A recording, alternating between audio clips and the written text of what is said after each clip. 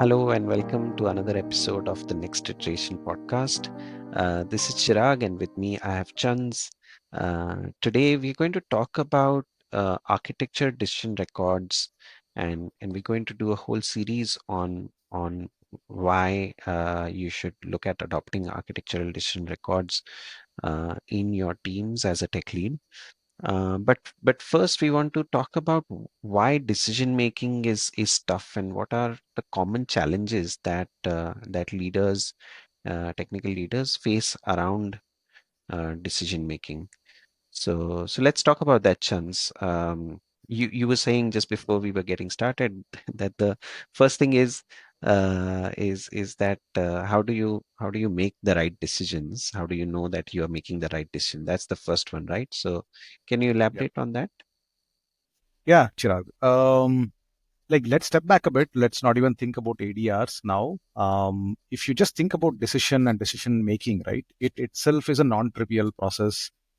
Decisions means that you need to pick among several options and then make it work for like your context.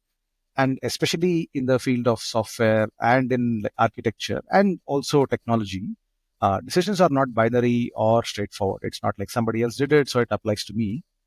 So, in essence, decision making itself is quite a difficult process. Now, I worry that the quality of decision making is usually low. Why do I say this? Because one extreme is that people will make decision on a whim, and maybe it's happening by a single person, and it like creates a dependency on that person. The second option is people who overthink decisions, right? And maybe they're taking too much time, it like slows them down, and it in a way demotivates the team because you're not able to make progress. uh, so that way I think one is essentially about quality, and also one more related aspect is when you make poor quality decisions, it has consequences in terms of there is no conviction in the decision which is made, because people do not understand the reasoning behind it. Because only when people understand the reasoning behind it, they sort of have a buy-in to support and advocate that approach. If decisions are being made, then sort of becomes instructions for people not to think and just be a pair of hands. So that way, it will affect people, and in general for a business as well. If you think of it, it could have negative effects, both short term and long term, because there is always a cost aspect associated to wrong decision making. That's the first thing I can think of, Chirag. Yeah, yeah. And what you've covered already talks about the other point that I wanted to bring in, which is that one is to make the right decision, but second is to make sure that that decision is communicated and uh, the context behind that decision is shared with the rest of the team. Now that is Yeah. also hard, and most teams don't get it right. Most teams end up in a situation where team members will shrug their shoulders and say, I don't know why this is this way. Yeah. I wasn't there, or somebody else did it, and so on. And so how do you create shared context in the team that is currently working on things? How do you share? How do you create alignment? How do you create conviction that this is the right way to go within the team? Is a common problem that tech leads face, and then it's beyond people who are on the team as well, right? So how do you do Yeah. these same things, create this shared understanding and create conviction and alignment with business stakeholders or with stakeholders from other teams that you are collaborating with? Now, maybe there's another team that's building another part of the software that you need to Yeah. integrate with, or there is an admin team or a you know legal team and so on. And so all of those other sort of parts of the organization, there are stakeholders for you as a tech lead and for your team in those who are outside the team, and they also need to know what decisions are being made and why they are the right decisions. They need to be Sure. convinced about it as well, often, and that is quite hard for teams to get right and for tech leads to get right. Hmm. So yeah, that's another one. Yeah, I think you have touched upon now what I will add to this next, Chirag. It's so if you look at any business, right, two important aspects would be demand and supply. And in the context of an engineering team or a software team, one, like I would say, perennial problem to solve would be about supply in terms of the team composition, how to onboard new team members, how to support the existing team members' growth because they may want to roll off and move to a different engagement. And in essence, without uh, good decisions, right, like the people become part of the system, and if there's a change in people, either new people coming in or existing people moving out, there will be knowledge loss, and just doing knowledge transfer activities during those changes is not efficient and is not effective as well. So that way, I think one fundamental problem I have seen, especially, is in the context of onboarding.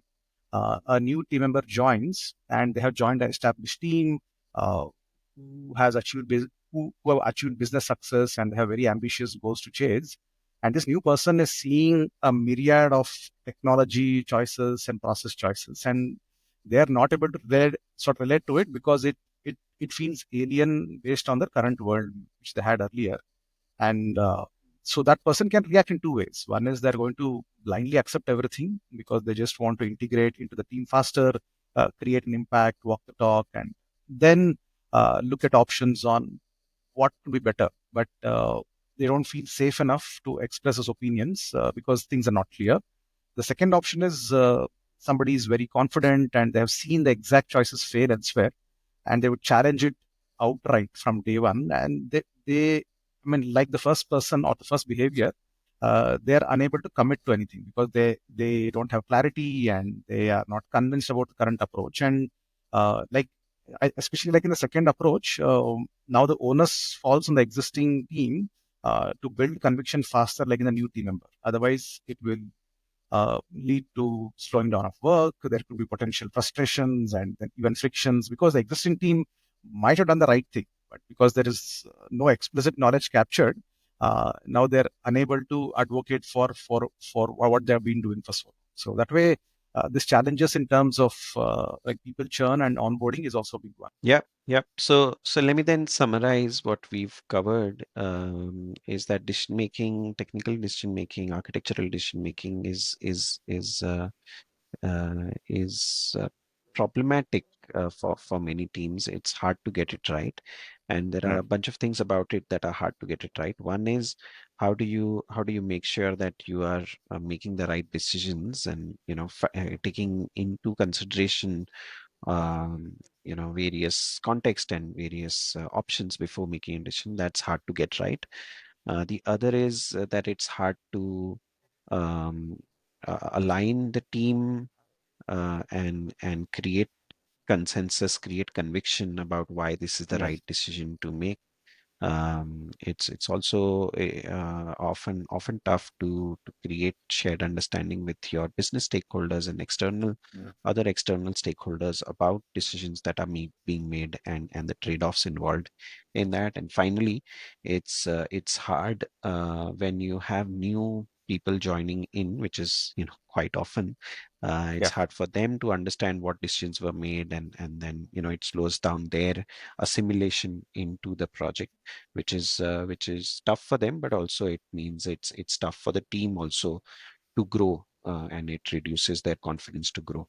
So it hurts both the new people as well as the existing team. So that's what that those are the things that are difficult about decision making. And further in this series, we're going to talk about ADRs and how we believe it can, when done right, can solve a bunch of these problems and make success more achievable with on these aspects. So stay tuned to hear more about that from us. This is Chands and Chirag signing off. Bye bye.